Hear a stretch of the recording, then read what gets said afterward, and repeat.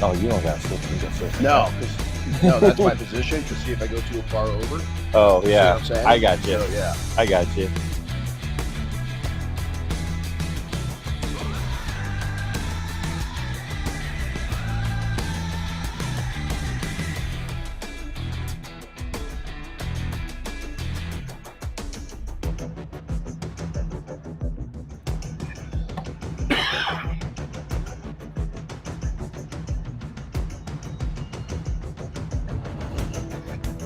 So, hey guys, real quick before we go live, we're gonna have everybody around. We're gonna have you guys. I'll wait until they're all in. Is Victor sleeping again?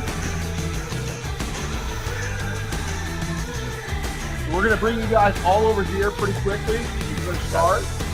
You can't get on phones. You can't set phones on here. We can't be picking them up. We're gonna bring you in and we're gonna have you guys just gather around us on the camera. Say hi, Andy.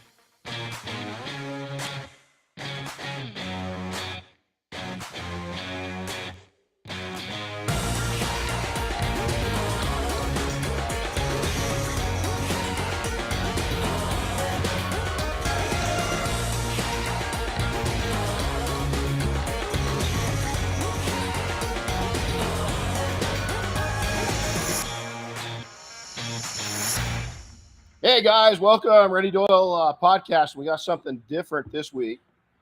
Yeah. He's here. I'm here. He's here. I'm up here a little early this week for training. So is this going to get you addicted? Like you'll move up here? You know, I know you want to go to Idaho, but this is close to Idaho. It's a little more redneck, I think. Oh, it's not. A little bit. Oh my God, you haven't lived in Idaho yet. Yeah, you wait. No, you like it up here. You look at the. Okay, look what. So Rich Canino, my best friend in the whole world. We go back to being kids together, right? He was in town, and we got together. I had a meeting for Mike Barnett, which you guys will see the book. He's a good friend of mine. Went to high school with him. Wrote a killer book. I'm coming out. Look, we talk about texting, and look who's got his phone. I'm checking the stream. Oh, working. Yeah. And so, but Rich and I grew up together, and last night he's a helicopter pilot. So last night we got together, and he drove the 911, and he's like, "Dude, can I really drive it?" I said, "Dude, you let me fly your helicopter. What am I supposed to do?" You know? Yeah, you're gonna get it. So we had a ball. I mean, it was just dang. And I think pretty quick. Hypothetically, so I did not break any laws while we're driving, but it does. I've heard it gets up to like 125 without much effort. Oh, And really not even trying. You just put a little bit of your foot into it. And I heard it will do 125 like without you even know you're doing 80. I mean, like I heard it feels like when you're going 125 in that car that it feels like you're going like 75, 80 miles an hour. gotcha. That's what I heard. I don't know if it's true or not, but and then Rich heard the same thing. He heard that it feels. He heard the same thing. He heard the same thing. So, got it. Well, that's a little different than how my Mini Cooper feels. Yeah, well, you're going to take it for a drive this morning. You're going to go to the dam and back because that's the funnest route. Because there's a couple areas that hypothetically, if you wanted to take it up to 100, you could just make sure the radar detector's in place, and then but all the curves, that's just. I mean, there's probably I think 27 hairpins. Going that way. It's unreal. All right. Oh, it's unreal. So, hey, real quick before we get started, we've got class going this week. So we're going to bring all these fellas up. Yeah, we got 4 students and 2 interns this week. So we're just going to look into the camera, and just just introduce yourself and where you're from. Get in there, guys. We're going to start with you. My name is Roman. I'm from Boston. There you go. Cool. Domenico Caballero from Ohio. Who else you from? Come on. I represent Malco Products. There you go. Yeah, right on. Victor A., Brooklyn, New York. Very good. Mike Sharp, Winnemucca, Nevada. Winnemucca. If you guys have never been to Winnemucca, you should go. It's in the middle of nowhere, Nevada. Roger Sandoval, Laramie, Wyoming. Who else we got? Mike Howard, Spokane, Oklahoma. There you go. So Roger and Mike are our interns, and Winnemucca. I love the name of that town. We actually when we drove to Idaho a couple times, that was honestly the highlight of the halfway point was getting to stop in Winnemucca and just say that over and over again. Winnemucca. Yep. It's also known as Bumfuck Egypt. Uh-oh. Because it's out in the middle, right? Mike, you're from there. I mean, you live there. It's literally that's where it's. My kids and I didn't call it that when we went. No, there. No. Your son will now. I'll have a talk with them. So hey, we've had an interesting week. A week ago, I was heading back from. 2 weeks ago, I was heading to England. A week ago, I was heading back from England. Man, what an event! Yeah, how was Waxstock? It was cool. And was it worth a week of traveling for a one-day event? I would say it was worth 5 days of travel. I wish we would have cut it down just a little bit. No, it was, just seeing our friends and our new distributors, and it was amazing. It was, it's a short show, but okay, think about that statement. 5 days for a one-day show, and it was totally worth it. I mean, how cool is that? I mean, it is, and it's just cool to see and get an international flavor of detailing and see people. And God, I saw friends I haven't seen, my last trip over there was like 2019, 2018. Yeah, 2018, something like that. Yeah. So it was cool to see some international friends, and we got Hans on. He says it was great to see you. Hans, dude, he's a cool dude, man. And those things that you sent home for my family, those treats, they didn't make it. They didn't make it, man. He's man. He brought the food there is just Europe's got a whole nother. We got good food here, right? I mean, we got good food here, but man, those English breakfast. It's different, right? We went to a restaurant the first night we were there, and we took and went with our pal John Hull, and we had the guys from we had good people. I mean, from all over. The Rag Company guys were all there, but we just had so many great people. But we went to the Pheasant restaurant, and it's like this restaurant's like 150 years old. Yeah, it was first opened in 1880 something. Yeah, and it was just like the whole atmosphere inside was just like, it was incredible. So it's cool to, as a kid that never I got on an airplane to go play a football game in Hawaii, a commercial airplane for the first time when I was 17, and then didn't fly again for a long time, right? And then to be able to take, and I even stood there because I was like, started out on a bicycle and I'm looking at Big Ben, I mean, I'm in Europe, I'm in England, and I'm a freaking detailer, I mean, How cool is that? So I forgot to ask you, what'd you fly over there on? we went over there on a 777, and then we came back, and it was old. Remember that one flight we went on where we had to pull the age up of that airplane? We were looking for the ashtrays. Yeah, it was over 20 years old. Yeah, this one was the same. And we came back on a 787. Cool. And on the way there, I had this little tiny lady next to me, okay, and her husband. And this chick, remember when we saw Matt Denny get owned? I got owned. I got pushed out. At one time, she's sleeping halfway in my chair, and she didn't care. She just owned my seat. She just took over. On the way back, nobody next to me. Oh, there you go. So I sat up against the window and stretched my legs. I don't hold still well. And oh man, it was a cool ride. That 77, it's smooth. It's really smooth. It's really smooth. So I bet. But it was cool. It was a cool trip. So then we had Southern Detailers Conference. So Team Double Black went to that. We had fun there. And but Europe, I mean, seeing all our friends. While you guys were off working hard and traveling and all that, I stayed home. Yep. And I detailed my Mini Cooper for the first time in a long time. Really? Yep. So it looks good. I did a full 2-step paint correction to it, coated it with Legend. I peeled the old tint off the window so I can get ready for new tint. I applied new vinyl stripes to the hood and the trunk. Yeah. I went to town. I even ordered new parts that didn't come yet, but they're going to be there when I get home. And then you didn't even drive it up here.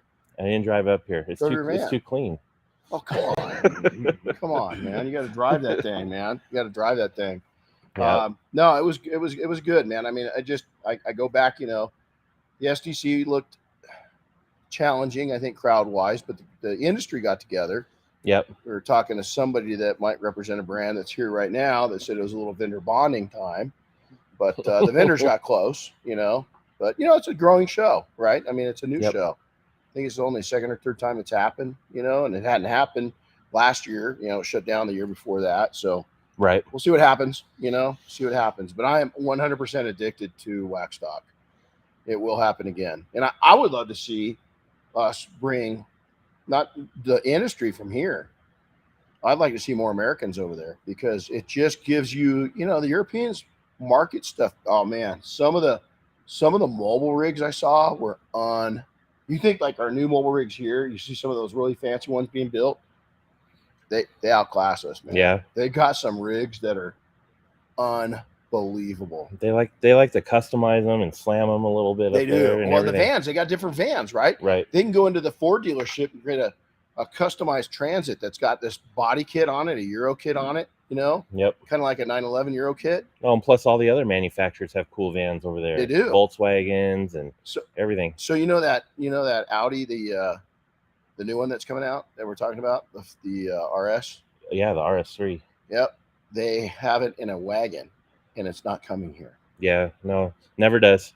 And I'm like, man, I want that. I would buy that. No, seriously, if they had the wagon, that'd probably be the next car I get.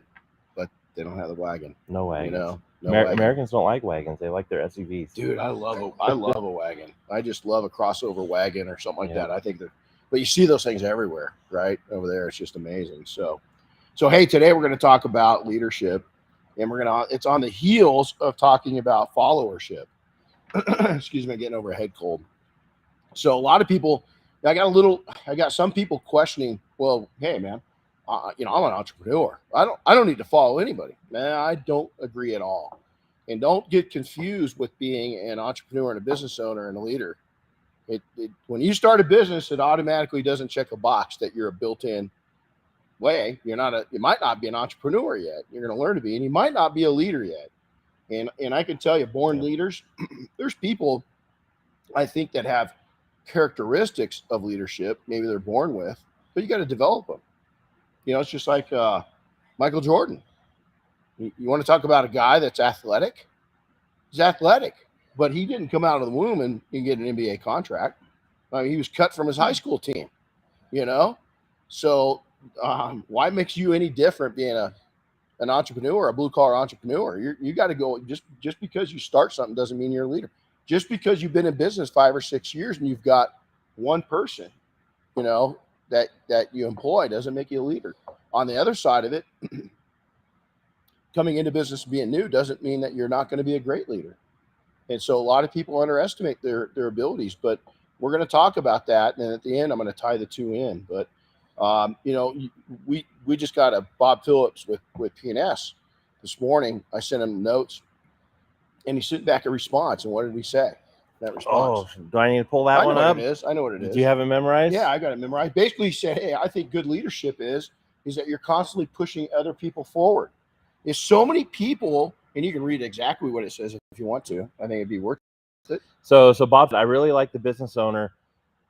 One, as it applies to a high percentage of your clients. I do think most business owners feel since they are the boss, they must be good at everything. One of the most important things business owners can do to self-evaluate their talents and focus on their strengths and hire people to do the rest. And he had a little comment, I need to hire more because he's so busy, right? But Bob, I'll tell you, two people, Bob Phillips and Bob Eckelberg with Lake Country Tools. Both is I worked with Bob for 10 years with Flex. And every year we'd go in, is I was a paid representative. Every year he'd say, Renny, I'm going to keep pushing you forward. And he's a good leader. And he's been in every industry he's been in the tool industry his entire life. Why has he done so well? Why has Bob Phillips done so well? Bob told me the same thing. I'm going to push you forward. And he tells that to the entire team. And Bob Eichelberg still says that to his team. I'm going to push you forward. I'm going to push you forward. The thing that it really gets to me that with small business and small-minded business owners is that they want to enslave their people. So, I'm looking at these guys. You ever had a great boss? Just a fantastic boss? Mm-hmm. I've had a couple that go back in time that were just, and the one thing they did not do, or two things, they did not micromanage, and they never limited where I could go. Yeah. Those were the two things. They wouldn't micromanage, and there weren't, well, you're tapped out. What, you think you're going to get my job? Those were the worst guys or gals. The best people saw no ceiling in my job, and I'd come in and say, well, how do you want me to do that? I don't know, go figure it out. And it was like, oh, hell yeah. Now, some staff are going to say, well, you need to tell me exactly what to do. Well, you got the wrong staff. And we'll even get into that a little bit. So, okay. So, Rich and I drove last night. You're going for a drive right after this is done. Okay. That's fine. You're going to go to the dam and back, and you got to take that thing out. So we got to deal with Porsche, and we've got a 911S right now. It's got 1,700 miles. So it's pretty new. It's pretty new. And these guys are going to be correcting it because it's got some damage on it. Not damage. It's got lot rash. Oh, that's a good term. I haven't heard that one. It's got lot rash. And I'm sure there'll be a ferry that visits later. And there's going to be a little ferry that comes in, and does. No, it's just like driving illegally or proposed that you drive fast, right? So last night I was coming up. We came up at night. Rich and I we don't get to see each other a ton. And check this out. So he's going to be getting married next year. Guess who's marrying him? He asked me to be the official for his wedding. Oh, that's something new. That's something new for your resume. No, I married our son. You've done it before? Yeah. I've got a master's, but I'm also ordained. How'd that work out? We won't talk about that. Yeah, let's talk about riches. Yeah, that had nothing to do with me. That has nothing to do with me. The dude doing the ceremony can't control the outcome. Just doing the ceremony. But I thought it was really cool. My best friend asked me to marry him. There you go. Not marry him. I had to claim. Diane goes last night. She's like, okay, I know he lives in Utah, but how are you guys getting, you're two dudes and you're married to me. How are you going to get married to us? No, I'm going to marry him. I'm going to do the ceremony. I'm not getting married to him. So she was just being a smart aleck. Yeah, I can imagine. Yep. She wouldn't pass that up. Yeah, no, she didn't. So I felt kind of silly. So hey, Mike Paulson's on with us. Hey Mike. Rick, what's up, buddy? So Samantha is too. Yep. Yeah, look at that. Yeah, the chain. I mean, there's so much cool things going on in leadership right now. Like I just went through a leadership program, 2 of them. And this one was a high volume of information coming across to us with lower stress, meaning they weren't screaming and yelling, but what they're doing is just throwing a lot of knowledge at us. And their feedback was that the scores were much higher and the class continuity was much better. And so, at the senior level, right, we've all been leaders. We're all 20, 30, 40 years into it, the leadership. But I took so many pages and pages and pages and pages of notes, is that here I am, 40 years into learning to lead, and I'm still learning to lead. And that's the ideal part of this, is that a lot of us listening right now are serious A types, is that we're driven. Now, A types come in different varieties. We might have some of this in front of us. You got the louder, more outgoing, types. I wasn't always that way. That's developed. Highly distracted. I'm talking about, oh, look at the kitty, just look at, he looks,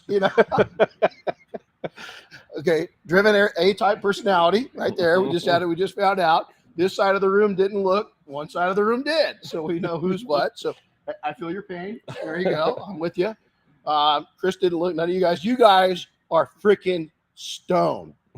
You guys are like rocks. You're mush. You just immediately turn towards the kitty. And that's okay, because I even said it and I still looked. So, but A-types come different. I worked with some great leaders within the military in search and rescue. They're very quiet. Matter of fact, a lot of people wouldn't consider them A-types. They look like they're pretty mellow, pretty snail pace. They're not. They're just not vocal about it. They're very quiet about it. And then you've got people that are middle of the road that get loud when they need to.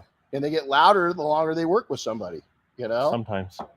So you also have got different characteristics of leadership that stuff gets to them. You got leaders that don't give two shits. They're rock. They're solid. I don't like working with those people because they usually don't care. Okay. Then you've got the kind of balanced leadership, and then you got the real emo leadership. Chris and I both we're in the middle. You can get us over to the real emo side because we really care about what people's opinions and concerns are. We don't like failing people. We don't like feeling like we didn't give our best, and it bothers us. I think that's a power. Now, if you're on the other spectrum where everything completely sends you under the table because you think everything's gonna be an earthquake, and it's a 9.0 that's gonna hit, and you're diving for the table every 5 minutes, there's a problem. Yeah, that could be a problem. So I like a little bit of balance. I like somebody that's got enough emotion involved with relationships to where they can listen, but they know when to. Sorry.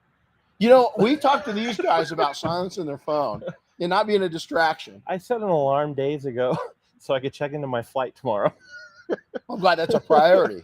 Well, he's turning red. It should be. It should be. Red. So, don't confuse being a good leader with being a business owner. Don't confuse being a good leader with you being an A-type personality. The leadership abilities, leadership qualities, leadership skill sets, you can never, it's a diminishing skill set.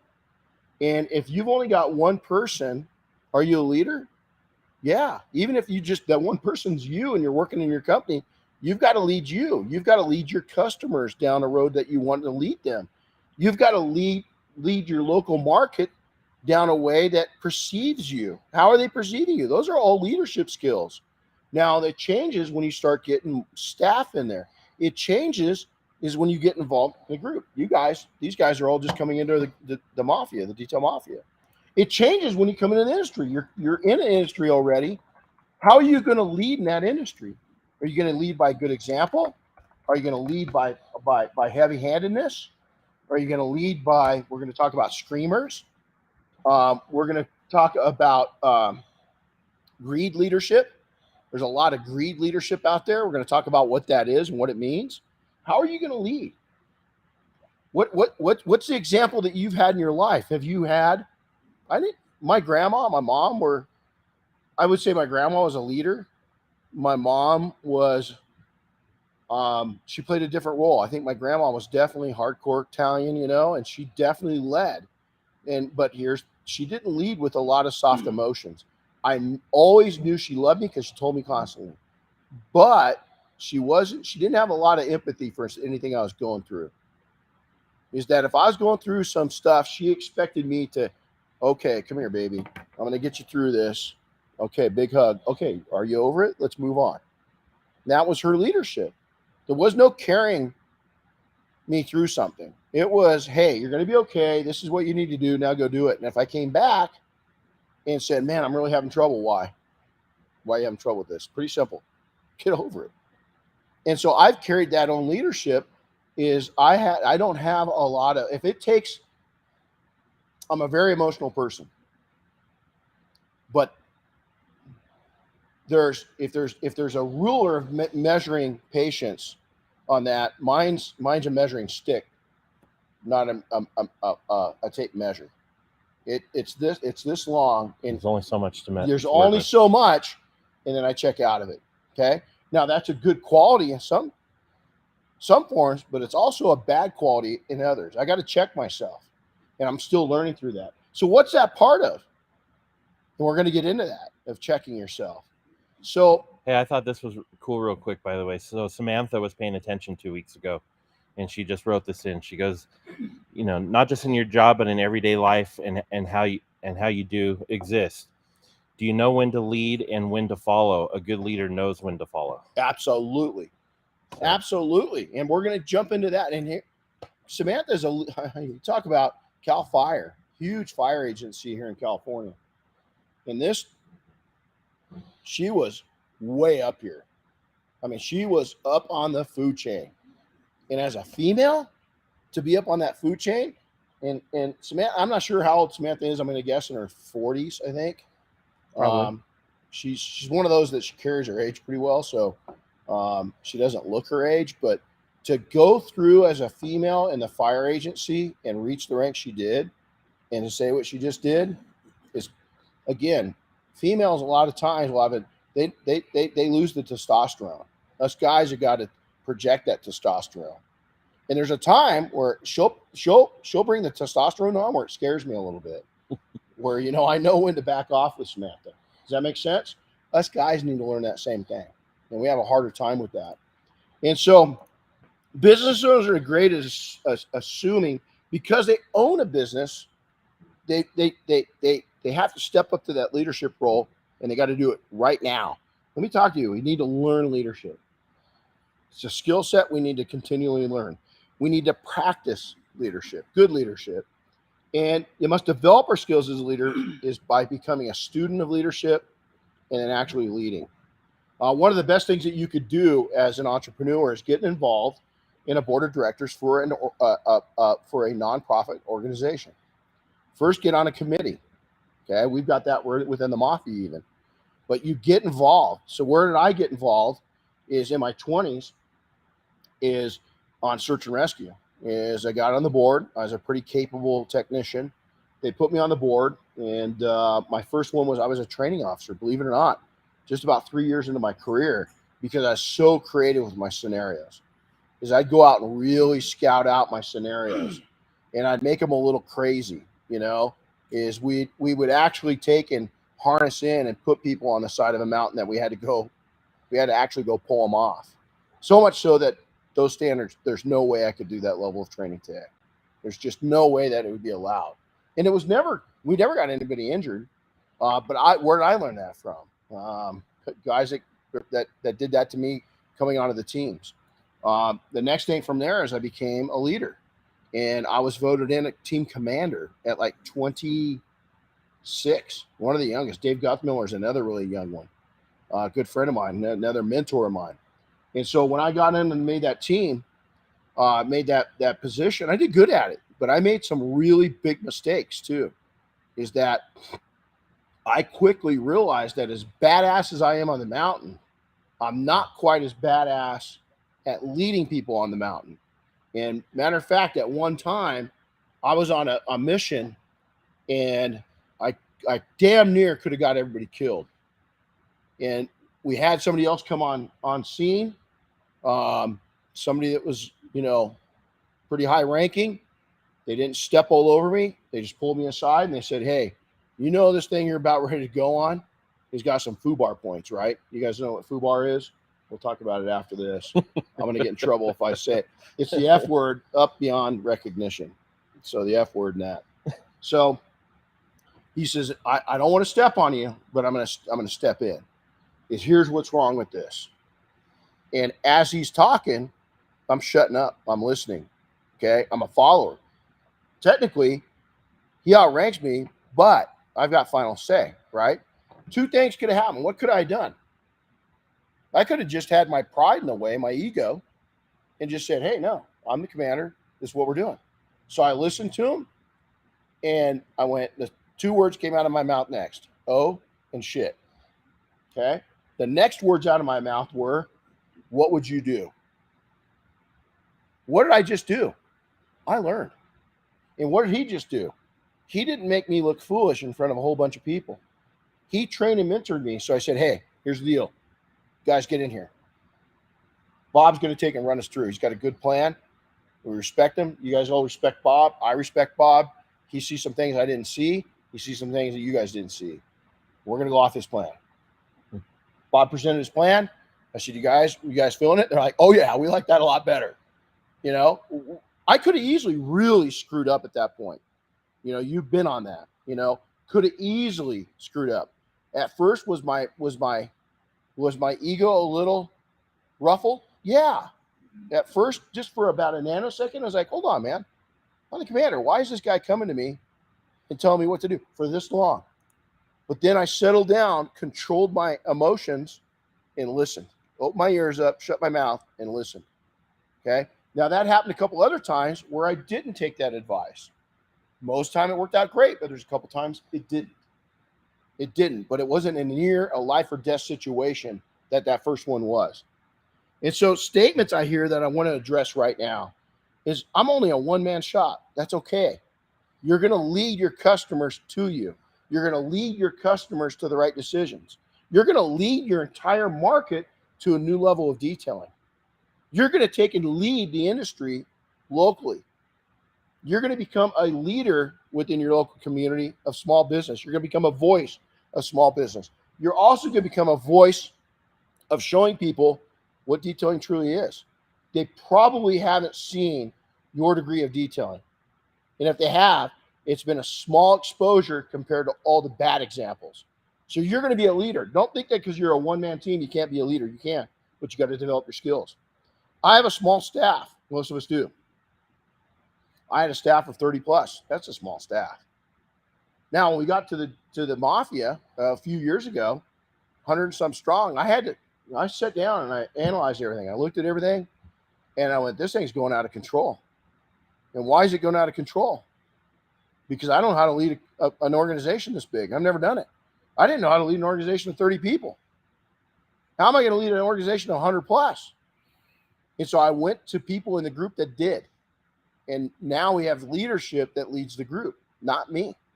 I'm not that person. I can influence, but me by myself, that span of control, to put it in military terms or EMS terms, span of control is out of whack. I'm used to taking and having strong one-on-one influence with about 7 people.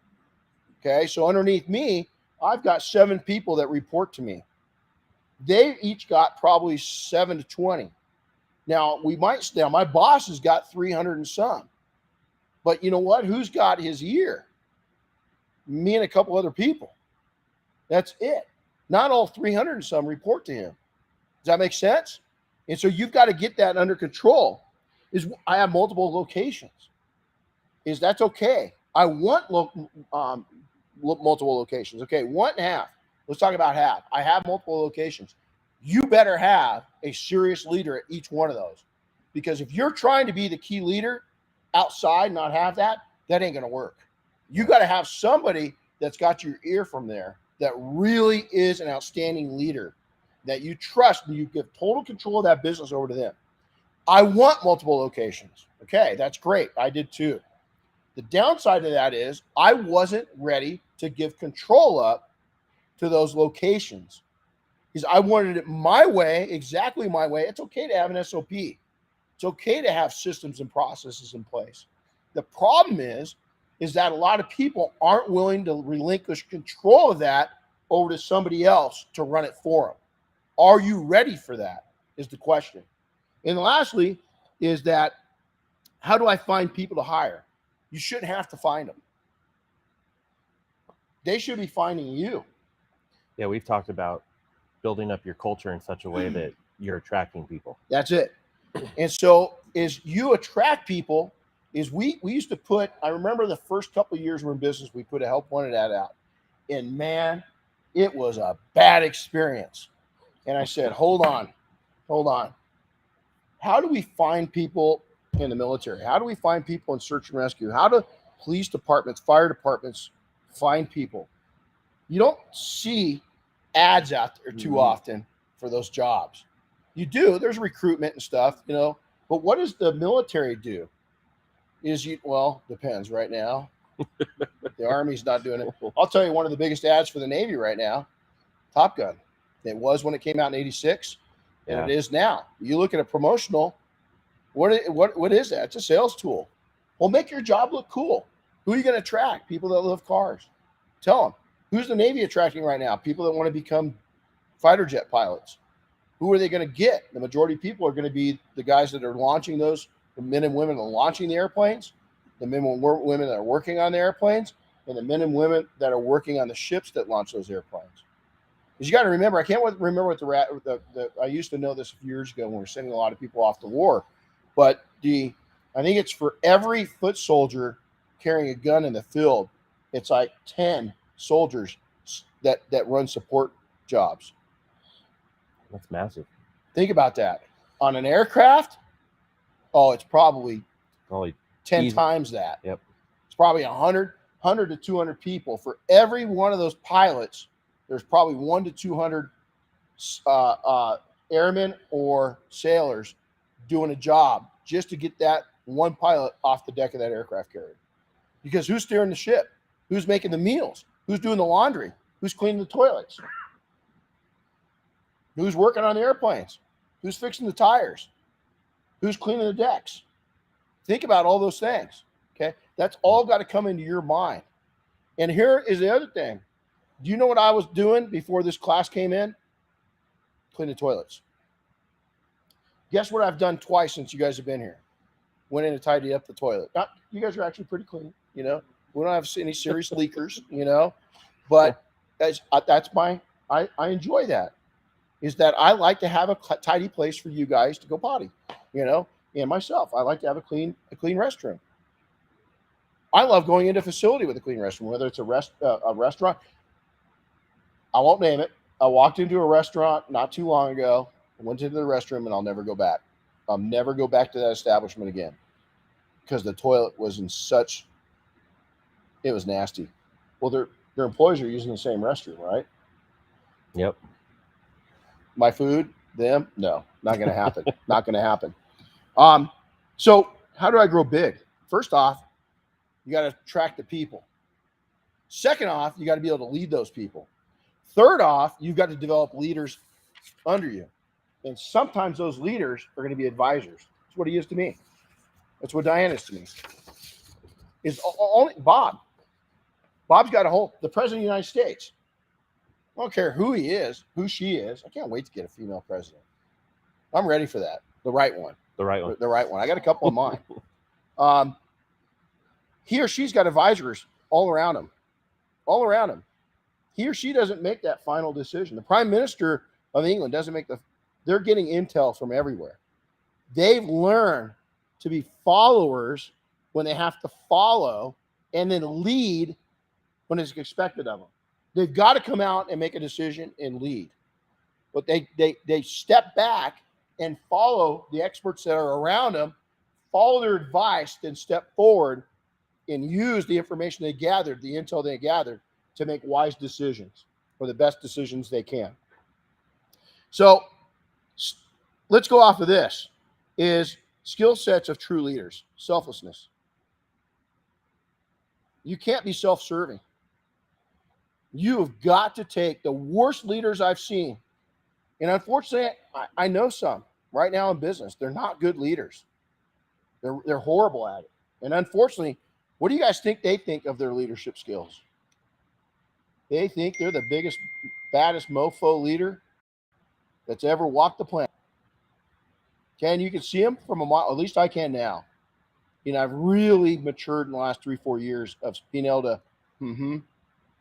But you know what? You ever notice that some dogs, and some young babies, kids under 5, are good judges of character? Okay, when we lose that for a while, well, guess what? There's good news. You start building it back up again. You start studying characteristics of toxic people. Your dog picks it up still. Infants pick it up still, but you lose it for a period of time. The sooner that you can start developing that skill set, the better off you are. Don't judge. Just be able to pick up vibes. And you know what? Listen to your gut. Listen to your heart. Listen to your brain and balance it all out. Developer of people. You've got to become a developer of people. Hire people on with the idea that they're either going to do 2 things. They're going to stay at your company a long, long time. You're going to give great opportunity. You're going to build them up a leader, or they're going to go into business for themselves. If that doesn't happen and they just go get another job, you've prepared them to be a better employee for somebody else. You've given them the tools to excel within their lives and within their careers. Don't pinch them down and push them down. Build them up. Give them opportunity. And I've got Jim Gogan. Again, I told you, you're going to hear his name a lot. His story. Remember his story with his staff with the retirement account? Oh, that's right. Mm-hmm. I don't remember all the details. Jim, his staff member didn't want to put a retirement account into action. So Jim just did it. And the young man just bought a house and was able, tax-free, to pull some of that out for the down payment to help him with the assistance of buying his first home. Tax-free. That money was just a big savings account sitting there. And so what's Jim? He's a builder of people. He trusted. He leaves now and goes to our different events all over the country and has a great staff member to cover down for him. How cool is that? It took a lot of building to that. Jim had to take and advance his leadership skills, and then in turn, Brian had to take and advance his leadership skills. But together they made it happen. Your skill set has got to be a dreamer. You've got to be able to dream. You got to be able to go back. I mean, one of my buddies and I were talking last night about being that 10-year-old kid again. Would that 10-year-old be proud of the person you are right now? Here's the other thing, would that 30 or 40 or 50-year-old is what would the me from 6 years ago say about me right now? Am I going the right direction? Am I hitting the pace count? How am I doing? Ask yourself that occasionally, because you know what? Did the 10-year-old you want to be all bound up? I can tell you, man, the 10-year-old me had big ideas, and it was all fun-based. And last night was part of it. I was out with my buddy driving a car, allegedly could have been a little fast. But what's fast? 2 miles an hour over the speed limit. Be a visionary. So a dreamer, hold on. Isn't that what a dreamer is? No. A dreamer's thinking big. A visionary is starting to plan it out. Okay? Starting to see the pieces come together. You guys see a board over here with all the mind mapping.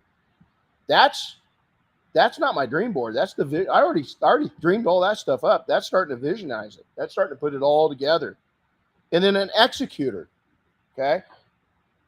Reality. I've got 1 million ideas a day. I can only execute on so many. At least 1 million. At least 1 million. And I love it. It's what feeds me. Probably drives him crazy because we did the disc report. He's follow the rules. He's here, and on this side, I'm here. But then when you look at it, it's opposite. So I want to say, let's go. And he's going, okay, well, how are we going to do that? I want it numbered out. I want 1 through 10 before we even move. I don't think I sound quite like that. No, you don't. Okay, say it. We need to do this more often. Yeah. I like you being here. And so an executor, and then strong will to survive. your survival will, we've seen it. Okay. Mr. Sharp, I keep pointing to him because he's an EMS. Is you come across people, believe it or not, that are in really bad situations. And we've had people we walk up to and we're going, this guy's dead. There is no way we're going to get him packaged up and into the helicopter and it's over. Lights out. And they make it. And like this person was busted up, missing body parts and everything else, and they're alive. Then you come across people that have got slight injuries and they die on you. Their will to survive wasn't strong enough. They just couldn't absorb that pain, and it put them into shock, and that shock killed them. A lot of business owners go into shock.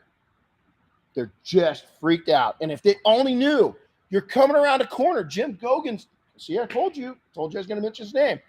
Jim Gogan said this, they're coming around, they come out of this straightaway. They're 7, 5, 7, 3, 4 years into it. They're coming down the straightaway. They hit a corner. And they've got another big straightaway coming. And halfway through the corner, they slam the brakes on and stop. They didn't know it's not that big of a corner. And they had this huge straightaway coming ahead. And they would have realized unbelievable success. And they quit too soon. They could have gone and got a part-time job. They could have made their main gig a side gig until things got better. They could have done so many things to survive it. Why is Jim so passionate about that? Because him and I both hit that corner several times and tapped the brakes, but we didn't slam them on. Yep. That's right. In racing, when you're going into that turn, that's when you tap the brakes going into it, but you're full on the gas when you come out of it. When I went to Mid-Ohio driving school with your guys' company, your company put me there. Yeah, that was with Malco. It was with Malco. And there's some still some Malco soreness coming out of that because the old man had to whip a couple people, and I had the pole position and I won. Now they'll tell you it was only by about 0.2 of a second, but they're still a little sour about it. So you might not want to bring that around the coffee room because there's going to be some people that are a little upset. They seek out mentorship. They seek it out. They don't wait for it. They seek it out. They watch people in the platforms those people are at, and they see them, and they kindly ask for input. I can't tell you how many thousands of times I've done that, and the dividends have been absolutely huge.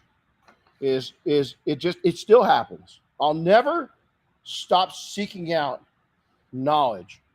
I'll never stop seeking out I'll pick up a trait. From our last training, we put in a ball into action yesterday. We had constructive input on something that needs to be done. We've both known about it for a long time. Now the ball is in a perfect spot for us to make that happen. So I went out and I announced it. I said, hey, we're going to start rolling that ball. Stand by. Okay? We never hold still. We try to take and improve every aspect of our lives and business every time we take and we do our act, whatever your business is. Whatever it could be, detailing, it could be anything. Scrubbing, could be a garbage man. I'm trying to get more efficient and better at it and enjoy it more. Put a smile on my face. Note the continued gain of knowledge is essential. Just talked about that. You can never stop learning about leadership. If I showed you my book, and I'll pull it all out. When we're done with this, ask me. I'll pull my book out of my and I'm going to show you the notes I took in those classes. And every highlighted note that I took in that military leadership course was aimed at this podcast, and another color was aimed at the Mafia. Why did I separate the two? Because I've got more time with the Mafia. I can put more deeper. I can dive deeper on that. But here's the thing: is that some of us are 40 years into our leadership journey, and we're still going to class. And I'm taking pages and pages of notes. Matter of fact, when I text we had to do a review after action report of the class. I've got a Rocket book, so I can scan my notes and turn them into PDFs. I sent that to the leadership, and they said, "Hey, how do we do?" So I sent an email, and I said, explain my situation my role in the private sector. They know what I do in the military. They know what I do in search and rescue. And I said, I think you guys did pretty good. I have 6 pages of notes. Now I'm in a class with all kinds of JAGs. There's attorneys. On average, they had anywhere from 4 to 10 pages of notes. Ironically, there's a couple individuals there that, and they might be listening, I don't care, I'm not going to name names, that struggle with their leadership. And they really struggle with their naysayers. And they really they really haven't found a place. And I had both those individuals that I kind of have known and been around in my career, that both at different times I heard them say, man, I'm not getting anything out of this training. Are you? I was like, yeah. What's the difference there? Those are 2 people that really struggle to succeed. And they didn't get any value. And I didn't see a single note on them. But yet, there's an attorney in there that's $4,800 an hour. There's another city attorney in there that works for a big city that's very accomplished. There's all these attorneys that the minimum was a $400 an hour attorney. A minimal. And he was a brand new attorney. They all have multiple pages of notes. The 2 people that struggle the most didn't have any notes at all. Can you connect that together? Absolutely. They don't value it. Real quick, we have guys in the mafia that, plan every year to attend 3 or 4 trainings, no matter what, they're just continuing their learning all the time. And Nick Vecchio just typed in, he said he had a successful business for 16 years before he attended, your class and trained with us. He says after that, he took things to a whole new level. And without that learning and teaching, he would have never taken his business to that higher level. But it's not necessarily the things you learn in class. Sometimes just participating in the education process kicks you in the butt and motivates you absolutely to step up a bit. And Nick, thank you for saying that. But here's the other thing that Nick is not saying. From my perspective, watching Nick do this, Nick sat there and his jaw dropped the first day in class. He's like, and he started talking to me. And he started asking questions. And he started engaging. And he started engaging his wife in the business. And he started engaging his staff. He started looking for new people. He started marketing. He started relationships. He started a fire. And that fire burned, and it got hotter, and pretty soon he's got boiling water for a business. He is on fire. Why? He opened his mind up and he moved. 16 years in, he's seeking out more. Now this guy's on fire. You can't give him enough. No, he sits there and he's just taking shorthand. He's on this every single time, practically. He's on our private events. He's how many years into this, and he's still engaged at a high level. That's right. What it takes. You can't take Jim Gogan. I told you, you're going to hear it a lot. Jim Gogan developed so much of what I teach, yet he's a student of what we teach. Did you hear that? Okay. So there's commonality here. The other thing, let's get past this. They know when and how to follow. Okay. Samantha just said that. They get past micromanagement. They get past it. There's times you got to micromanage, got to push a little bit, but you got to get out of that. It's in and out. You come in, set it up, out. Tap it, out. Get out of there. So they face realities. Good leaders face realities. I told you about the mission. I've had several of these. We've had powwows. I remember one time we had to go in and get somebody out of a bad situation. And I'm going to be the guy. I'm going in. I'm the one guy that's going in. So they start planning out the mission. And I'm pretty, I'm like, okay, yeah.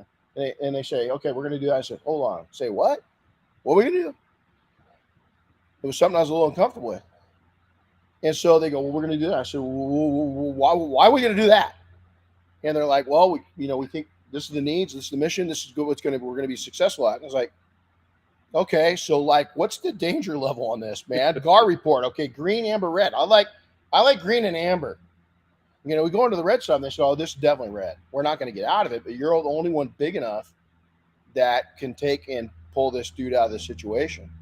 None of us are big. We have to send 2 down. We can't send 2. And I was like, okay, let's go. And I went, set up, I double checked everything. Guess what? Success. I listened. I was going to lead, but I had to listen, and I trusted, and I didn't micromanage. And it actually turned out to be pretty successful and not too gnarly. I mean, pucker factor, I didn't poop for about 3 days, but I came out of it and I was okay. Now, did that expand my comfort zone? No, it expanded my trust in my team. I did not and still don't want to ever do that again if I can help it. But I know now that team can make it happen and happen safely if I trust in them. And then I look at everything. Okay, I looked at everything. Your strengths, your weaknesses, your abilities, and your needs. What are your needs? Here's some real realities I see. People are lacking real experiences. You know what can change that? Mentorship. Financial savvy. A lot of people just aren't business savvy. They just don't know what a P&L is. They don't know what they're looking at in a P&L. They don't know the questions to ask their bookkeeper or their accountant. We had a powwow with our accountant and our bookkeeper and our CPA just a couple months ago. And we kind of reformed our organization a little bit. We sit down for what was supposed to be an hour meeting for almost 3 hours. And at the end of it, our CPA goes, wow. And I said, okay, what's wow mean? I don't like wow with the CPA saying wow. It can go one way. She goes, no. I got to take and delay. We're gonna go ahead and prepay your taxes. I'm gonna redo your taxes for this year. I've got such a better understanding of what you're doing. You just saved yourself about 10 grand. I had no idea about this. He just talked 6-8 months ago. Now, was it that she wasn't listening? No, I wasn't saying. I never felt I wanted to impede and share that much information by basically demanding that I pay for it, but by demanding her time is that what we did is she got a better understanding of our financial situation. In the long run, she said, this is probably going to take and save you over the rest of your career 7 figures. Save. It's not what about you make. It's about what you spend and what you save. And when you get into business, taxes are part of that too. We got Ricardo at BMR Auto Detailing in Utah in our group. He he knows his strengths and weaknesses, and he's decided to go back to school. He's going to school at the local college just to learn some of those business accounting classes, so he can understand his profit and loss statement and all that kind of stuff better. It's huge. He wants to make sure that he's on top of it. I say this all the time. I've got a dashboard right on my phone that my CPA and our accountant built for us, because 2 years ago, remember that discussion? I said, I have no idea. This is my weak spot. I have no idea on a weekly basis of what the hell is going on with our finances. There's no way I just got a way to look at everything in one spot. Is there some way they can do it? And our bookkeeper goes, oh yeah, I can make you a dashboard, kind of like a car. So, she knows me, a car guy. I said, cool. And she goes, you'll have a speedometer, a tachometer, a fuel gauge, temperature gauge. And you know what? She built a damn report that I look at every day. It's live. She took in, mad scientist, brought everything. And it does. It looks like a damn car. I got, my fuel gauge is here. That's because she knows that freaks me out, right? Poor kid. I don't want to ever go back to being poor. So my fuel gauge, man, I want it 3/4 to full all the time. So I can go in and every once in a while I'll dip. And what am I doing? Hey, why is that down? Oh, this, and this. I was like, okay, cool. But I've got a whole gauge that I can look at that allows her to micromanage my finances without her and I interacting. And it's daily. And have you heard me complain one bit since then? I don't think so. No, not at all. I just go in there, I look at it and go, oh, good. Okay. Now, some days I'll look at it and go, oh, and then he'll get a call saying, hey, he doesn't see the backside of it. Diane does. I see all this, and I just go to them and ask 2 or 3 questions, and now I see why something's happening. Does that make sense? It's a huge benefit. Again, lack of people skills.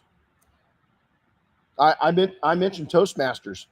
It's a public speaking. You want to build up your people skills and your ability to communicate. That's one of them right there. Lack of capital. Okay. I talked to one of the founders of used to be Price Club. Okay. Now it's Costco, right? this guy transitioned over, is one of the things he said. I said, what's one of the biggest challenges? He asked me, what's one of the biggest challenges of small business? And I said, payroll, every couple of weeks, man, it's tough. And then cash flow. And he said, well, why? And I said, well, we've got delayed, payments. We've got credit cards. Everything's hitting at different times. So it's really tough to manage 30 some paychecks. I said, what about a big business like Costco? And he goes, same thing. Payroll. We take a line of credit out every 2 weeks to pay for our payroll. And he said, we probably don't need it, but just in case. And he says, we put it in there. We get our payroll out. Everything balances out. We pay it back. And he says, it probably costs us 10 grand every time we do that. But it makes sure that our capital, our cash flow is going. Now, I don't know if that's the same. That was 20 years ago. They probably bankroll it pretty easy now. But it's still a concern even for a big business. And a lot of us, our small business, we don't understand that. I love to hear that Ricardo and people like him are going back to school to learn the finance side of it, because cash flow is everything. Steady cash flow. You don't want this happening. And so it's huge. Reinvention. This is a huge problem. Is entrepreneurs come in, especially low-level industries where you can get into an industry for pretty cheap. They come in, they look at everything. I am Superman. I see everything out here that's being done, and it's all wrong. I'm going to reinvent it the new way. Now, we kind of did that when I came back into it. Our industry, car care industry, is not even the same as it was 20 years ago. There are so many people that are doing it right and are fine examples.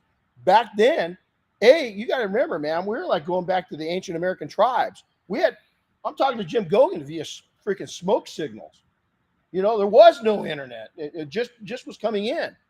Our phones, you had to go, if you had to send a text, when texting you had to go to the A button, the one button. Okay, A, B, B, okay, B. And then you go over and space it. You couldn't just text something. It was Morse code was easier. I wish I told my kids that when texting came in. I said, why don't you guys just learn Morse code? It's a hell of a lot easier than doing that. And so I'm showing them Morse code. And it was easier. Then I ate my words because a couple years later, texting became pretty easy, right? Who would have guessed? And they quit way too early. We talked about that. You can't quit, man. Don't hang it up. If you're passionate about this now, know when to pop smoke. When your capital investments are going low, this might be your side gig, not your main gig. That's okay. Turn it into a side gig. You don't have to have it as a main gig. It could become your main gig if you finance it right. Remember your dream, your vision, what you're doing this for. So controls. Let's talk about controls. I have a hard time with this. This is something that's really close to my heart, is because I'm an emotional guy. I'm also a big dreamer. I love to freaking think way out there.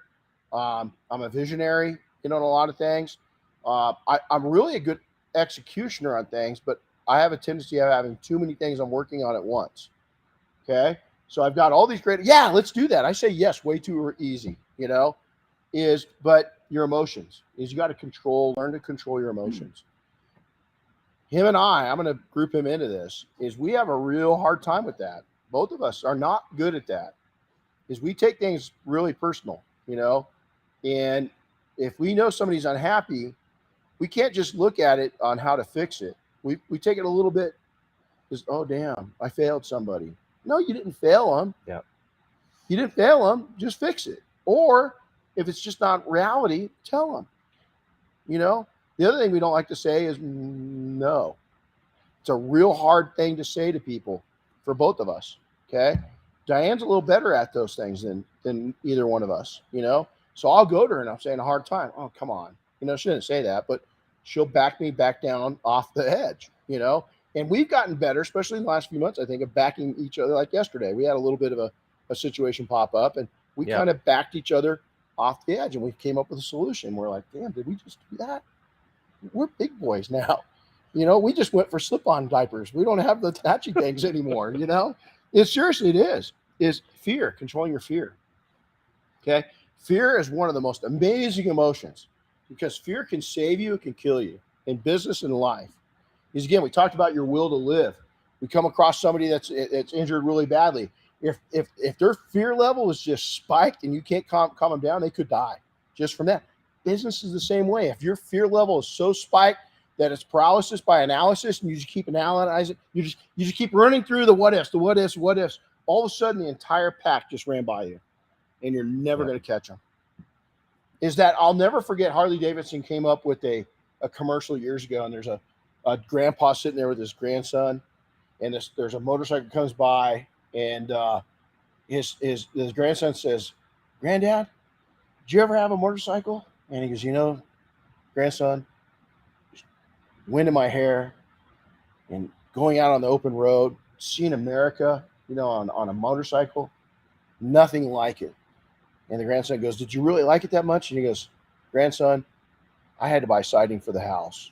I never had a Harley Davidson." And it ends, and you can procrastinate until you're dead, and you just can't. You've got to move at some point and stop analyzing it. You got to control your thoughts. You got to control your doubts. Again, real hard for somebody. I always knew I could do things. I just, a lot of my life, and still it hits. I don't feel I deserve it. What kind of BS is that? Why don't I deserve it? My ideas aren't that crazy. I have no intentions of ever being a billionaire. Never have. Is that bad? I guess billionaires would say, yeah, that's horrible. Too bad you didn't think that way. You could have been. I'm okay with that. I'm not there. I'm just not. But there's other things I could have achieved if I would have had a little better outlook.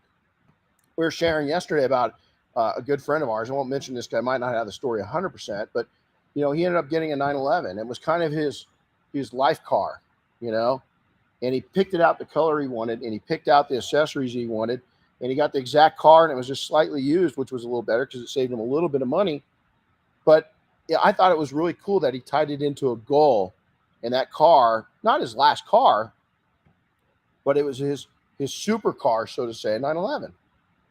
I think it's an S. Yeah. Is that car kind of surmised and it was going to be what he grew, him and the car would grow old together. That's kind of a cool goal, right? So Chris was saying something the other day, and he said that. He goes, well, maybe that's your goal. That's your goal car, and what a cool way to look at it, right? And I do. I envision, I go look at, I don't want to, I'd love to have a Ferrari, but it'd be a helicopter. Okay. Procrastination, spending, and ego. Okay. Now the spending and ego usually go right hand in hand, believe it or not. Is that, there's a lot of people out there that have these mega shops, and their ego is going to be corrected here as the economy corrects itself. Is minimalize. Don't go until everything's proven. And we got a lot of entrepreneurs in a lot of industries right now that have really overshot what their size should have been, and the cost is out of control. And they're correcting it, or they will be corrected, one way or the other. Bad leaderships I see all too often is fake it until you make it. Screamers, micromanagers, people that have endless help wanted. Negative, oh God, I don't understand this at all. Negative help wanted. I've seen 3 of these by 3 different individuals, and I can't believe it, is that they showed what they were looking for, and the last thing they showed in the ad was something negative. One of them said the ability just to show up. What are you going to get? What are you going to get? Somebody that's a positive thinker that's got glass half full, I'm going to look at that and say, no, thanks. Yep. Pass. So what's that tell you about the person? Need some leadership skills. They need to follow a little bit. They need to follow some really good leaders. And some real. So here's the other thing, is I got to be careful on this one. I'll skip over this. I was going to go one direction, but I won't, because it goes into, anyway. Two different types of people I've worked for in recent times is I have a person that's an amazing leader, kindest heart in the world, very high up on the food chain, soft heart, and builds people up, wants the best for the team. but is not real good at being the bad cop when he needs to be. So what has he done? He is surrounding himself with individuals that are also good leaders, but can spew out the bad cop when needed. So is he a good leader? I would say absolutely, because he builds people up so good, but he knows when to let the bad cop loose with us. Is he'll come to me and he'll say, hey, you know what? Can you go and maybe do this? And he's not telling me to do anything.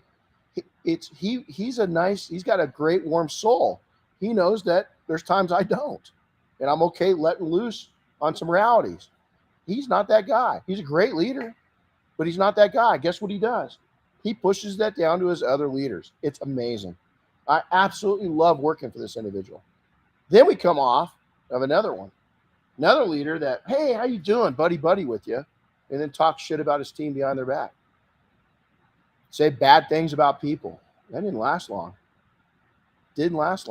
Strong leader got what he wanted, pushed his way in, and created a totally toxic environment. He got himself in a lot of trouble. Matter of fact, lost his career trouble. So what's better?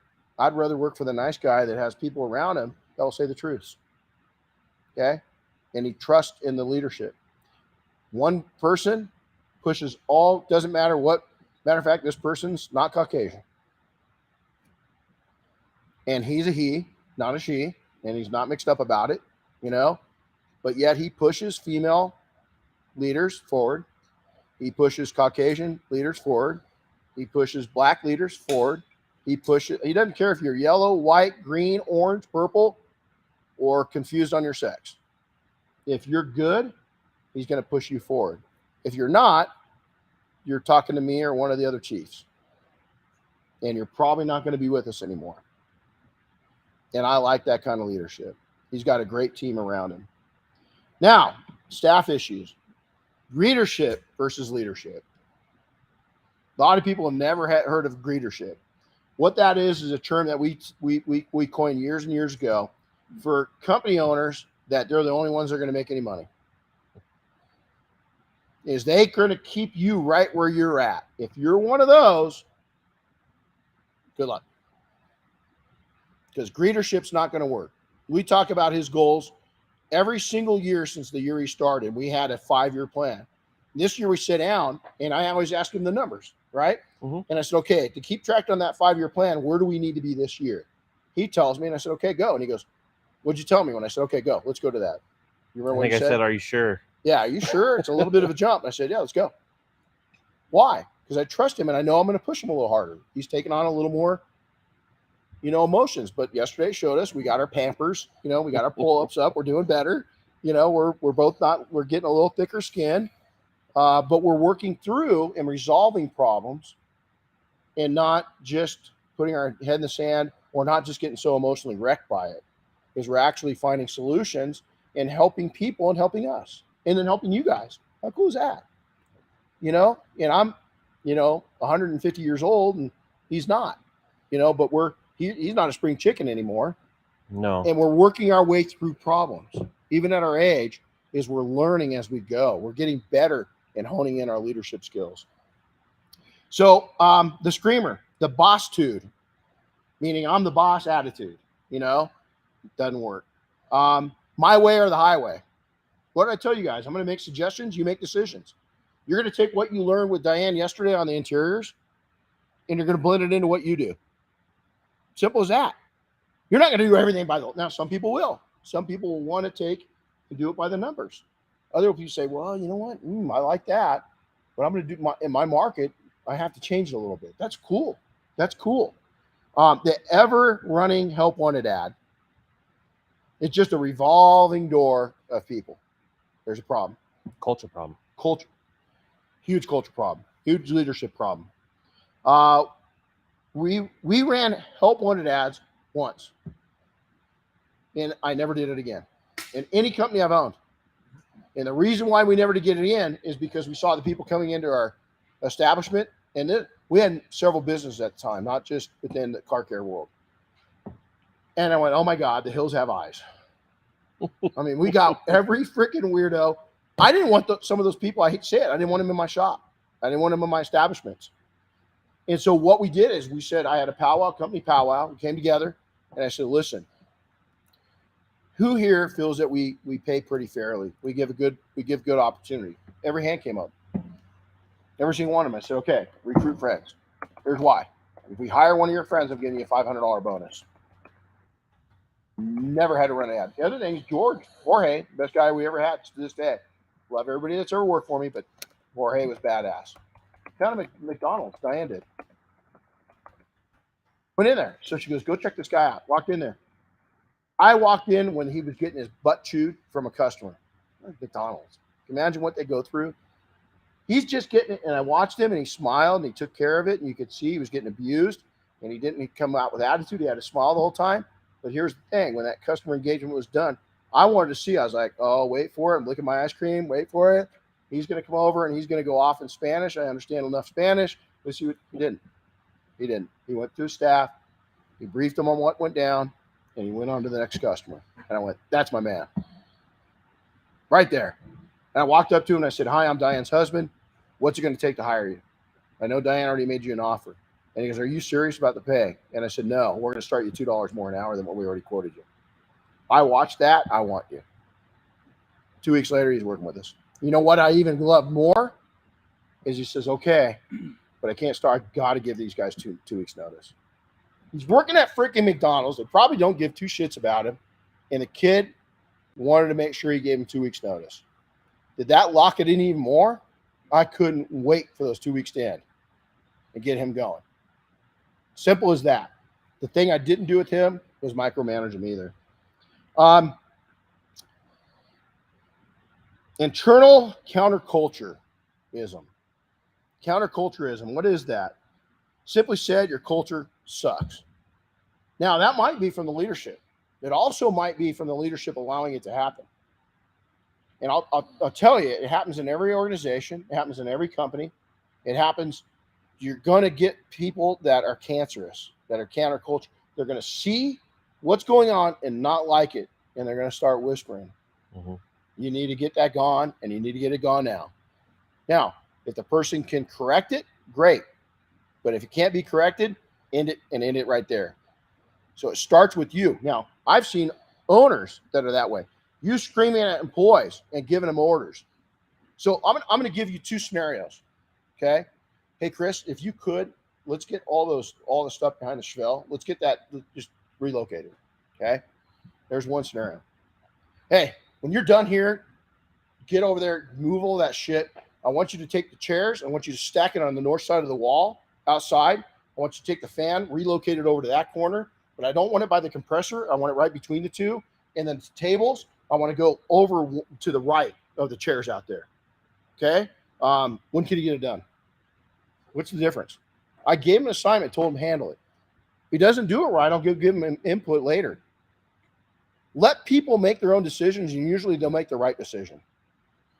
But if you're a sourpuss and you talk with that tone, your tone and body language is so important. How often, ask yourself, these guys right here, how often if I come up to you and I say, hey, dude, how's your day going? If I walk in, that was pleasant, right?